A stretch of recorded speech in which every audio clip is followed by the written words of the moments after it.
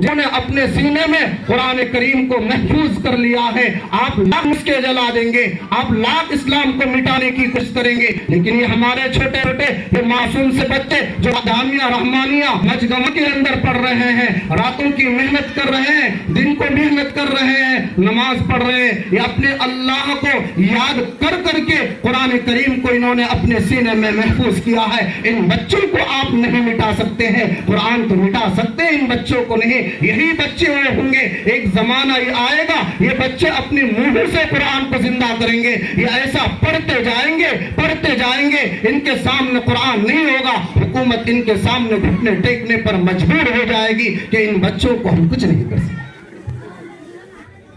تو ایک پیغام تو حکومت کو ہے کہ آپ اسلام کو مٹانے کی کوشش نہ کریں۔ ہمارے اکابرین نے اس ملک کو آزاد کرنے کے لیے خون کی ندیاں بہا دی ہیں، اگر آج بھی ہمارے خون کی ضرورت پڑے گی خون دے دیں گے، جان کی ضرورت پڑے گی جان دے دیں گے، مال کی ضرورت پڑے گی اپنا سارا کچھ کو قربان کر دیں گے۔ اس ملک کے اندر نفرت کی آگ لگنے نہیں دیں گے، اس ملک کے اندر نفرت کی آگ لگنے نہیں دیں گے، نفرت کا بیج بونے کے لیے نہیں دیں گے، اس ملک کی امن و سلامتی کے لیے، اس ملک کی بحالی کے لیے، اس ملک کے اندر اصلاح کے لیے، اس ملک کے سے فتنے کو ختم کرنے کے لیے جو کچھ کرنا پڑے گا ہم سب کچھ کرنے کے لیے تیار ہیں، کہ ملک کے اندر نفرت بیج ہونے کے لیے نہیں دیں گے۔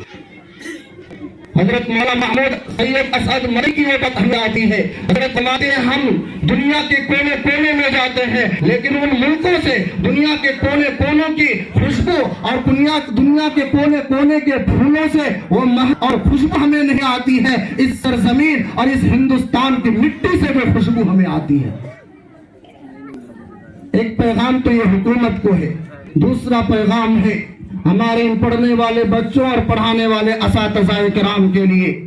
میں ایک واقعہ آپ کو سناؤں، میں 10 منٹ میں اپنی بات ختم کر دوں گا۔ حضرت مولانا رشید احمد صاحب گنگوہی نور اللہ مرقدہ بہت بڑے عالم ہیں، اللہ والے تھے، بہت بڑے عالم تھے۔ چنانچہ حضرت مولانا رشید احمد صاحب گنگوہی انگریز کے خلاف لڑنے کے لیے تیار ہو گئے، آپ میدان جہاد میں اتر گئے۔ انگریزوں نے حضرت مولانا رشید احمد صاحب گنگوہی اور ان کے پیر و مرشد حضرت حاجی امداد اللہ مہاجر مکی نور اللہ مرقدہ دونوں کو گرفتار کیا اور جیل میں بھر دیا۔ چنانچہ حضرت حاجی صاحب کی رہائی ہو گئی، حضرت حاجی صاحب نکل مکہ ہجرت کر کے چلے گئے۔ مولانا رشید احمد صاحب گنگوہی کی ابھی رہائی کا فیصلہ نہیں ہوا۔ حضرت حاجی صاحب جب مکہ پہنچے، ان کے ملنے جلنے والوں نے، متوسلین نے، دوستوں نے کہا حضرت آپ یہاں آ گئے، آپ کے خلیفہ اجل اور آپ کے